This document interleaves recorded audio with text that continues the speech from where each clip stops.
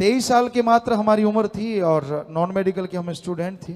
विज्ञान को बहुत मानते थे, लेकिन शुरू से ही सभी धर्म के पवित्र ग्रंथ घर में थे तो उनको पढ़ा करते थे।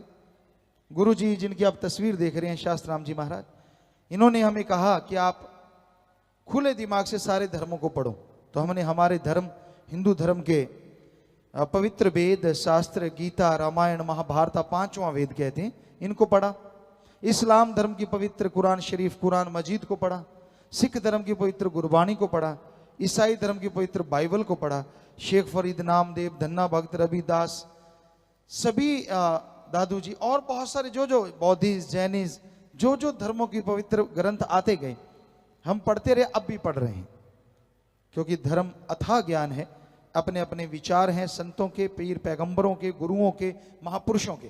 लेकिन जब हमने निचोड़ के देखा, यानी सारे धर्मों का सार, तो यही बना, हम सब एक हैं, हमारा मालिक एक है और हमारा मकसद इस धरती पे अच्छे नेक भले कर्म करना, ताकि आने वाला टाइम अच्छा नेक भला बनता चला जाए और अल्लाह राम की कृपा दृष्टि को हासिल करना। सारे धर्मों में यही उद्देश्य बताया गया है। मेन मकसद, मेन जो एम है इंसान का, वो यही है। अगर पवित्र ग्रंथ पढ़ लिए तो क्या हुआ? भगवान सबसे बड़ा विद्वान है, सबसे बड़ा ज्ञानवान है। उसे ओम कह लो, अल्लाह कह लो, वाहिगुरु कह लो, राम कह लो, पानी को जल कह लो, नीर कह लो, वाटर कह लो, वाशर कह लो, आब कह लो, नीलू कह लो, नीरू कह लो। पानी के नाम बदलने से आप सब सहमत होंगे, क्या पानी का स्वाद या रंग बदलता है? नहीं बदलता। सोचने वाली बात, छोटा सा पानी, उसका नाम बदलने से अगर पानी नहीं बदलता तो उस मालिक तो बहुत बड़ी ताकत है, उसका नाम बदलने से मालिक कैसे बदल जाएगा? हर धर्म में लिखा है, किसी धर्म में नहीं लिखा वो दो हैं, हर धर्म में लिखा वो एक था, एक है और एक ही रहेगा। किसी धर्म में बता दीजिए लिखा हो वो दो हैं। ये तो आदमी ने बना दिए यहां आके, मेरा कोई और, तेरा कोई और, उसका कोई और। खाना पीना अलग, पहनना अलग, रहन सहन अलग, ये कबीलों में बंट गए थे लोग, इसलिए संभव है। लेकिन मालिक ने तो सबको एक जैसा बनाया।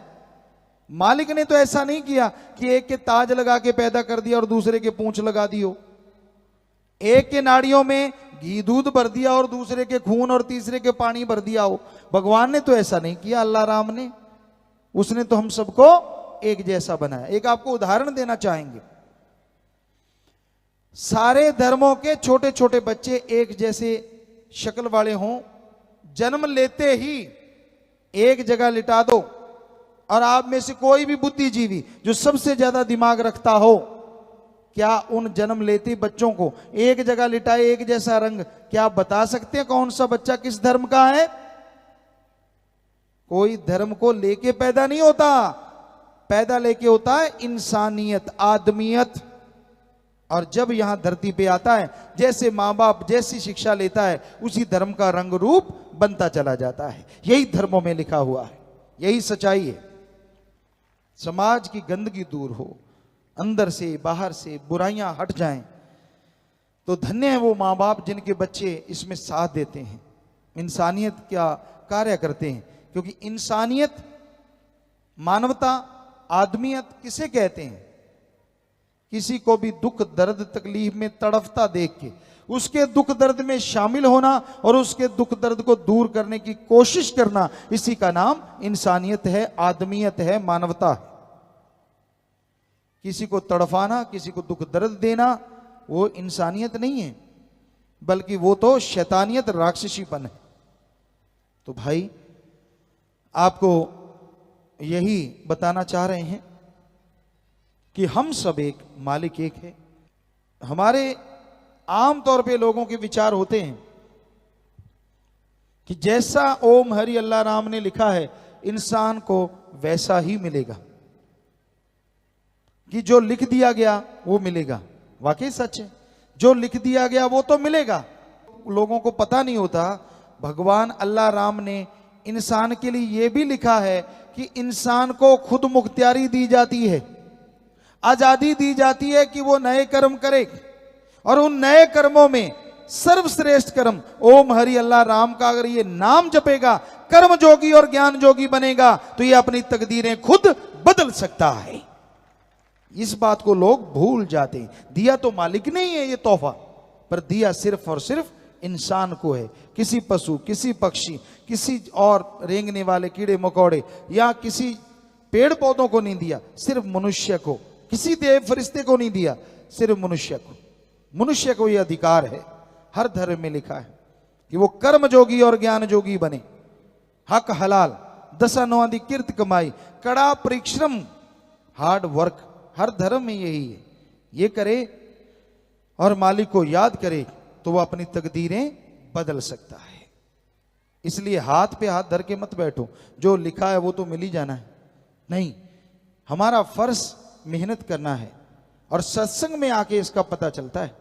सत्य यानी ओम हरि अल्लाह राम, सच। सत्य का मतलब सच। आज अगर हम कह सकते हैं वर्तमान में रहते हुए कि सच था, सच है, सच ही रहेगा, वो एक ही ताकत है। ओम हरि अल्लाह राम गॉड खुदा ईश्वर, अरबों नाम है उसके, पर वो एक ऐसा है जिसमें लेश मात्र परिवर्तन नहीं आता।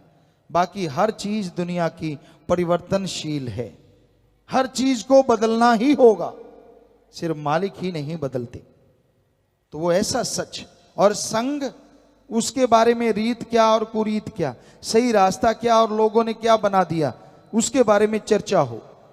आत्मा और रूह का मालिक से कैसे मिलन हो, कैसे आप जीते जी गम दुख दर्द चिंता परेशानी टेंशनों को जड़ से खत्म कर सको, इसके लिए जो तरीका है यहां बताया जाए उसे सत्संग कहा जाता है।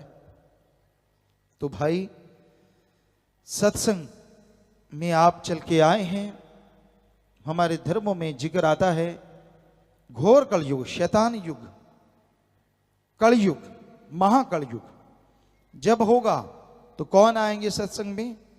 जिन पे कृपा राम की वो चल सत्संग में आए।